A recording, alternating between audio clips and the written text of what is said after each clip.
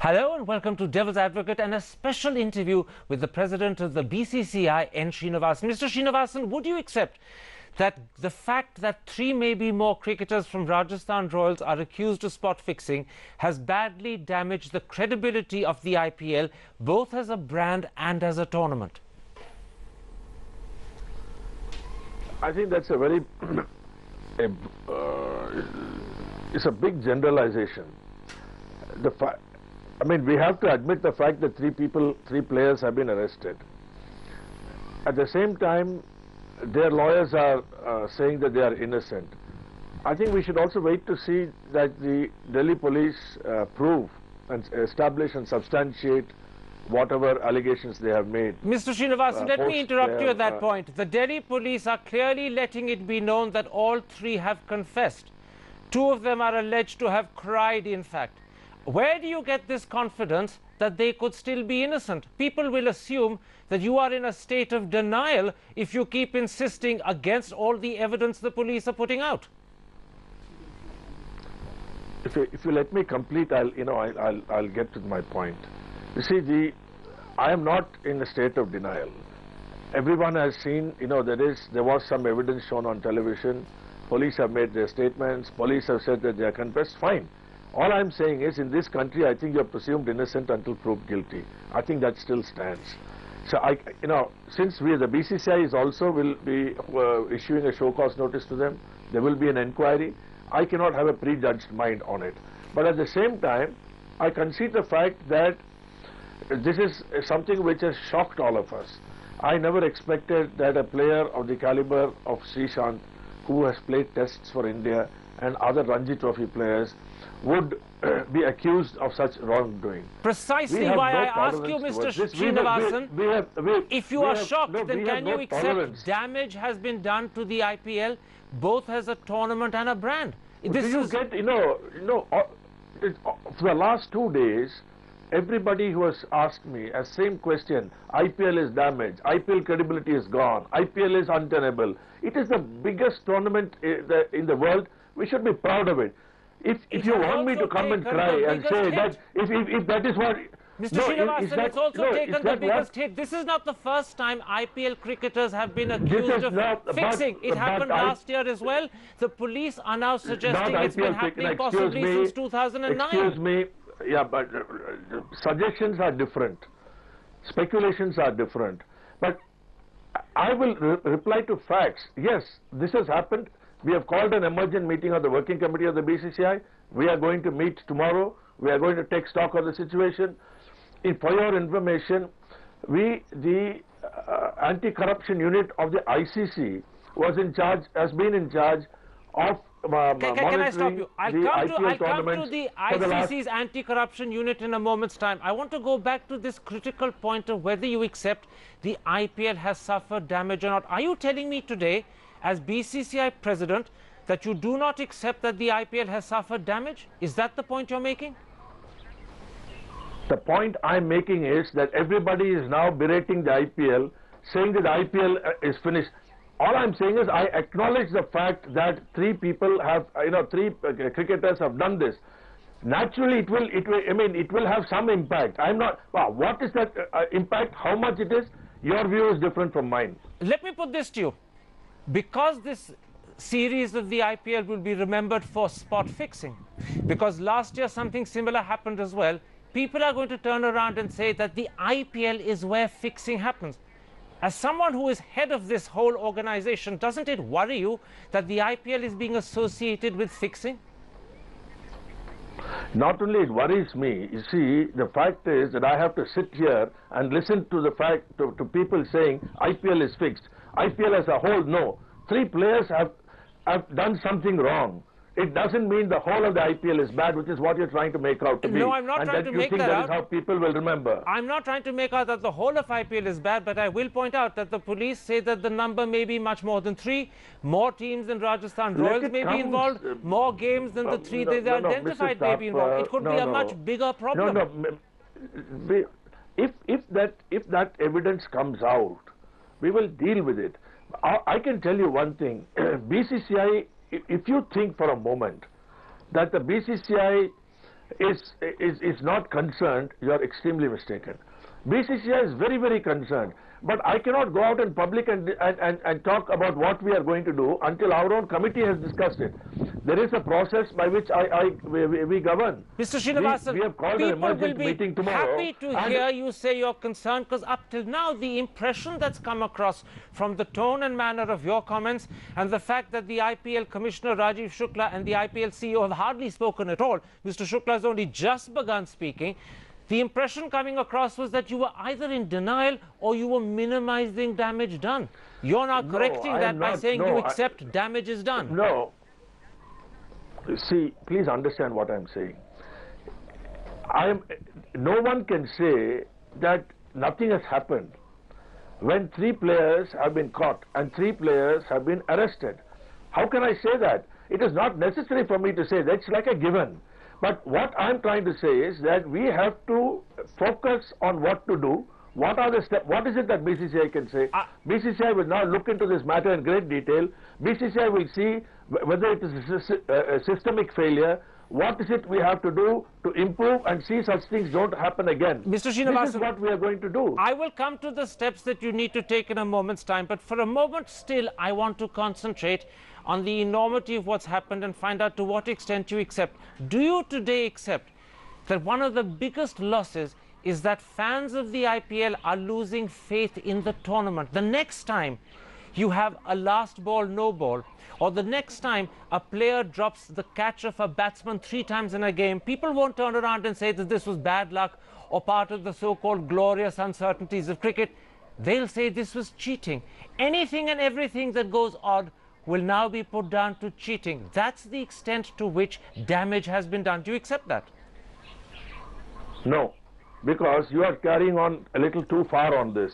I mean, what has happened? Some 3 players have been caught. This doesn't mean millions of fans are going to say IPL is fixed. Somebody, I mean, this is, I think, carrying it a little too far. I don't agree. I don't want to argue. I do not agree to the extent to which you are saying it. People will, I think fans still believe in cricket. There have been, throughout history, there may be some bad egg here and there. But that doesn't mean the whole tournament is bad, everything is fixed. I don't subscribe to that at all. All right, let's leave it for the audience to judge whether your answer responds adequately to their sense of concern or whether they feel, as I've been suggesting, that you're minimizing the problem. Let me come to a second critical question. Did the BCCI and the IPL take sufficient steps to avoid such fixing? After all, Lalit Modi has now revealed that a couple of weeks ago he was in touch by email with the IPL CEO Sundar Raman, forwarding to him information that Modi had received from the English journalist Edward Haskins, suggesting that games in this IPL series would be fixed. What steps did Mr. Sundar Raman take? See, I do not give any credibility to what Mr. Modi says. Mr. Modi is under inquiry for very, very serious acts which he has committed against the BCCI, financial irregularity, I mean, for which a disciplinary committee has gone into it, and we are awaiting that report. Except Modi was simply a middleman passing on information from Edward Haskins, who's a credible journalist. Mr. Thapar, can I complete? I can't speak as quickly as you. You see, Mr. Modi inquiry must be complete. Until such time as that is done and whatever follow-up is done, I do not want to talk about what Mr. Modi says. In any case, I will not respond to what Mr. Modi says. Except that I'm not asking you about Mr. Modi. Actually, Mr. Modi was only passing on details and information he got from the reputable English journalist Edward Haskins. It's Edward Haskins who was warning through Modi, BCCI and IPL that there could be rigging. Mr. Thapar, I'm making it very clear that I do not see. If I say one more sentence, it can be used by somebody, saying that we are. I do not want to get into a situation where I comment on what Mr. Modi has done now. I will not do it. You can draw any inference you want, because it is not fair to me when he is subject to an inquiry and I am the president of the BCCI for you to ask me now. All right. Ask me after the inquiry is over. I am prepared to come back on this program and discuss Mr. Modi with you. Let's then leave Lalit Modi out. Let me instead come to warnings issued to BCCI by the ICC Anti-Corruption Unit as recently as January 2012. That's just roughly 18 months ago. And they said, I quote, that there is a considerably increased risk of fixing at the IPL. What was your response to the ICC's warnings? Excuse me, see, the ICC is in charge of this. ICC's anti-corruption unit is the one who has been appointed to monitor and see that and to take steps to prevent this. But ICC specifically in January 2012 asked you to do two things. They asked for monitoring agents of players, and secondly, they asked for you to keep an eye on the unexplained wealth of some players. Were those two steps taken by BCCI? No, whatever has been specifically requested would 100% have been dealt with by the BCCI. In any case, we are going to have a discussion with the anti-corruption unit of the ICC on what has happened now and what steps they took and what is it that could have been done which has not been done. All right. We are not going to keep quiet. You see, if there is, I want to make one thing very clear. If there is a fault, if there is something that has been overlooked, we will not try and cover it up. We will say this is why it happened. I have nothing personally to gain in this. Mr. Srinivasan, I mean, this is. Mr. Srinivasan, can I point out something? Don't use the word if. Let me say something. Clearly there was a fault. This sort of lapse, 2 years running, can't happen without there being a fault. No, I am sorry, Mr. Thapar, I am sorry. I do not have the precise detail you have. But you can be sure the moment this call is over, I will find out. But I can assure you that we will not cover anything up. We will get to the bottom of this because all right. Of all the people, you know, the person who is hurting most is me. Absolutely. The BCCI is hurting most. Let me then we are hurting most. Only thing is, I cannot come and say it. Now, since you have asked me, I am telling you, we are hurting like anything. And I don't like to be in a spot where people, you know, there are so many good things in the BCCI. We have done Mr. so much for cricket. The last thing we want is to get this kind of a name. Let me test the assurance you're giving. I've noted it. The audience will have noted it. Let me test it. People say that one of the steps that you need to take is to use the contacts that you have in politics. And after all, BCCI has some of the most senior politicians in India across the spectrum working intimately with it. Use those contacts to push for a tough, specific law on spot fixing and match fixing. Will you take that step? We will take whatever steps are necessary to eradicate the spot and match fixing. But you're not answering my question. Do you believe this step is necessary? It is not a question of, no, I may do something more also. Why don't you wait? But what do you have in mind when you say you'll do something more? No, we have got so, you know, we have to discuss. See, I am not a single man organization. But you are the president of the organization and you can share your thinking with us. I lead, but I have to first share my thinking with my colleagues. Well, let me put it like this then. Do you believe a tough, specific law on spot fixing and match fixing is needed? What does N Srinivasan himself believe? I believe that the regulation must be so tight that we should, no quarter must be given to anybody who indulges. Is that a yes to my question? You have to interpret it, but I am saying because I don't want to talk about laws. I am not a lawmaker. All right. You see, I do not want, you know, see, all I can say is we will strengthen our own laws. I mean, this is what, wait, we were going to have a discussion tomorrow. All right. There are so many suggestions that have been made. Let me put a second suggestion that many believe is necessary if you're really going to stem the rot. Why don't you drop your hesitation and reservation and bring both the IPL and BCCI under the Right to Information Act? That would ensure accountability and transparency, and it would reassure people that you are serious. You see, we are a private organization. The suggestion made by you, you have made this suggestion. Now, we opposed the sports bill for various clauses it had. Amongst one of them was also the right to information. But as far as we are concerned, this is a BCCI is a private organization. You've just taken one of the most serious knocks. Isn't it time to drop your reservation and accept that you need to make a drastic change with your views and the past? That is not, the reason, I tell you, the fault does not lie in the Right to Information Act. The fault lies in the greed of some players. Well, I don't see how this is going to affect the other. All right. in which case, if you are saying to me clearly that you do not want to change your position and the Right to Information Act will not apply to BCCI or to IPL, let me then take up the thought you've just given me. The fault lies with the greed of the players. How do you respond to the view, and it's the view that is widely shared, that the IPL created the type of ambience, it brought together the type of people, and it promoted the type of values that made fixing possible?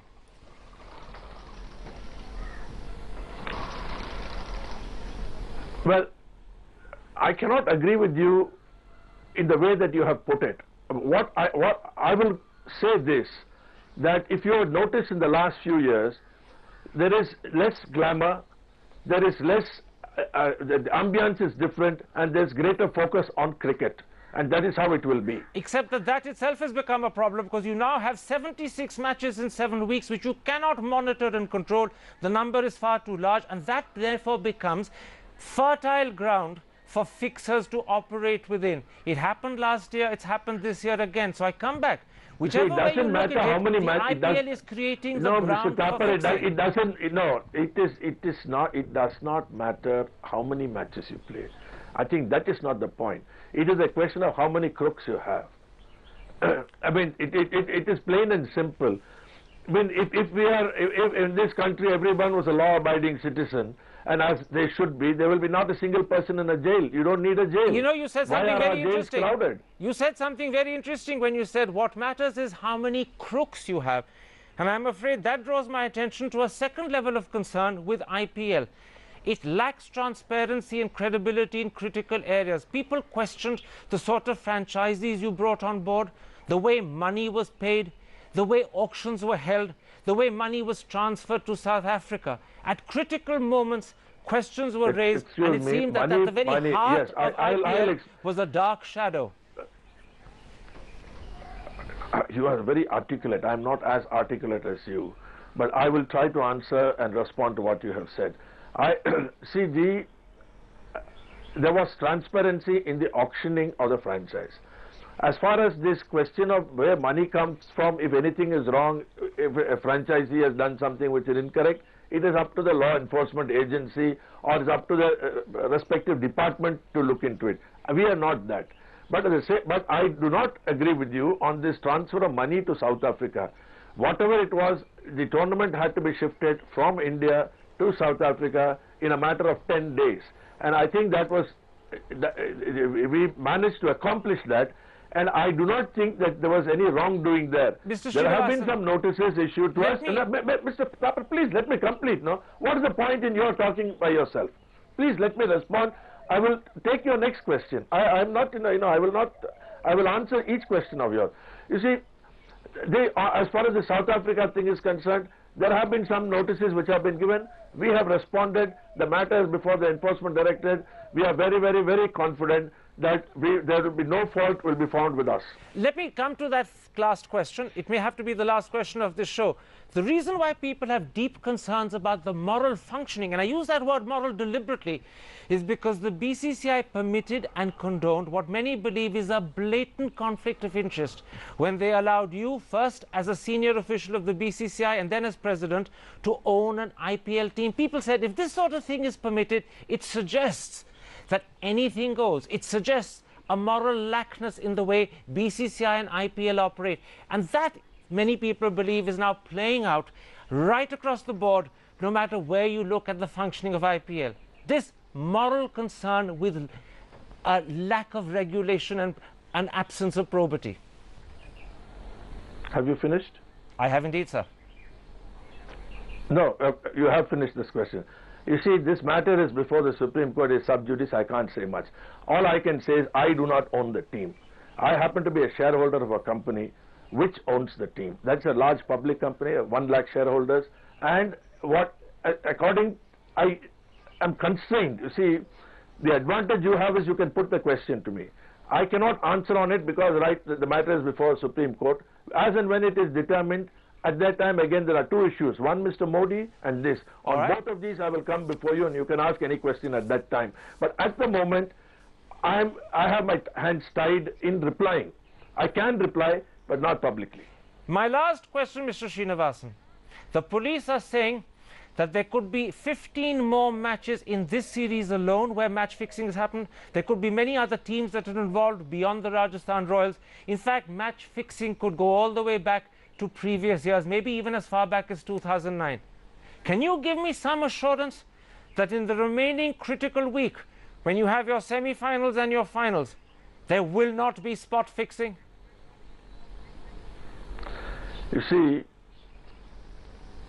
the way the question is put, it is as if we either tolerate or allow or permit or turn a Nelson's eye towards match fixing. I'm sorry, to spot fixing. I'm sorry, that is not so. We are really shocked. But I have to go into the facts. I have to be objective. See, I cannot let my emotions, I cannot, you know, how we feel, I cannot state that. But I can assure you that I have no words to condemn what has happened. So it is not as if we want this to happen. Do you feel? We want that it never happens. We want it never to happen again, and we don't want at any time again to be in a spot where such questions can be put to us. We are an honest organization. Mr. Srinivasan, you say you don't want to be a spot where such questions are put to you. I know that these are embarrassing questions, but do you feel that the IPL has let down its fans and followers, not just in India but worldwide? Do you owe them an apology?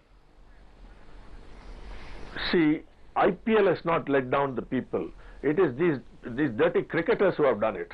These people who have indulged in these kind of activities, they are the ones, and we feel bad, really bad that such a thing has happened. Do you feel that you need to apologize? The BCCI, see, I don't have to personally apologize. So long as people know that I condemn it, that I don't want it, that I resent the fact that I have to sit here and answer this. It's not so much an embarrassment. It is, we are honest people. Why should an honest person be subject to such questions? Would you like to see the guilty cricketers, who you called dirty cricketers a moment ago, go to jail? No punishment is too little for them. That means you would like to see them go to jail? See, I am not the law enforcement. I am not a judge. I'm asking you about your personal opinion. My personal opinion, if they are found guilty, they should not play cricket at all again. But that's a very mild punishment. A lifetime ban is nothing. After all, you gave a lifetime ban to Mohammad Azharuddin shortly after he became a cricketer. Even though he hadn't been absolved of the charges, you started welcoming him back into the BCCI. So lifetime bans don't work. Let me come back to my question. Do we need deterrent punishment like sending these dirty cricketers to jail? Yes. I have no hesitation in saying yes. Will the BCCI bring criminal cases against them yourselves as well? If permitted, we will. What do you mean if permitted? Who's stopping you? I do not know the law, Mr. Thapar. I'm not a lawyer. I'm an engineer. So I will go to the maximum extent possible to punish people who do indulge in such activities. All right. Now, what are the limits? I do not know. So as an engineer, I have to ask a lawyer, isn't it? But you will go to the very limit of what the law permits. That's the message you're giving to the Indian people today.